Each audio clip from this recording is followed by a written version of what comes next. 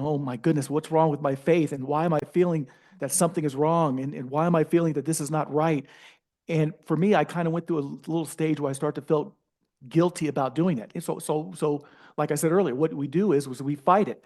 We fight it. That doesn't make sense. That's not logical. What's wrong with you? You know, we start placing all this blame on ourselves and feeling guilty, which we've been conditioned to do. So it took a while for me to fight through that guilt, you know, and I do, I have a, I have a couple of family members that are pastors, Christian pastors, and they mean good and they mean well, and they have great intentions. And there's a lot of people with great intentions, but unfortunately, they're caught up in the lies and some of the dogma and some of the Mhm. misrepresentations that have been passed down. You know what I mean? And it's about breaking out of that. It's about breaking through that limited belief, through that religious dogma to get to where we need to get. So it was difficult for me, you know, having to deal with people, having to tell people. And for a while, I actually hid it because fear of being ridiculed, Mhm. fear of being persecuted, fear of being judged. You know what I mean?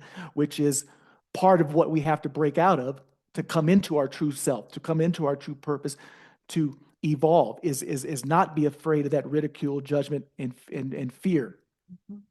And that's a very important point, Stephen, because fear to me is the opposite of love, It right? is. Like Yes. it really stops the flow.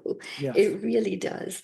Yes. And so the question I have for you, so there's this fear, and I think a lot of times these people that are putting these constraint on those of us who are trying to awaken and grow is because of their own fears that they haven't dealt with, right? What do Yes. you want? I think so. Yeah. Yes. And God Definitely. is so much bigger than any box, any one Yes. box. I Hmm. don't think we can fit that in there. So No. as you're awakening, and I also know you help people to, get aligned with their souls and through the transformation process. Hmm. What would you say for like, so some of the hindrances we talked about, like one of them is fear. Hmm. Are there any other hindrances that stop us from growing into what our souls want us to be?